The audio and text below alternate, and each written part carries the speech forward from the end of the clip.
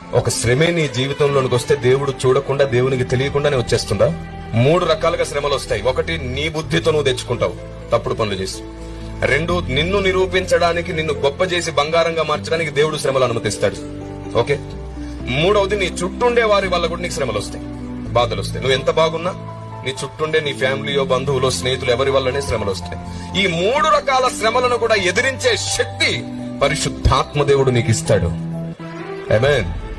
ఎట్లాగిస్తాడంటే, నీవు తెలివి తక్కువగా శ్రమల్లో పడ్డా అది నీకు అనుభవంగా మార్చి నీకు శక్తిగా ఇస్తాడు. మొదటి విషయం. 2వది, దేవుడు గాని శ్రమలు అనుమతించాడు అంటే నువ్వు అదృష్టవంతుడివే, ఎందుకంటే నీ అంతస్తు పెంచబోతున్నాడు. 3వది, నీ చుట్టుండే వారి వల్ల నీకు శ్రమ వచ్చినప్పుడు కూడా వారి వల్ల కలిగిన శ్రమలలో కూడా నీవు అనేకులకు అనుభవం, అనేకులకు వెలుగుగా మారిపోతావు.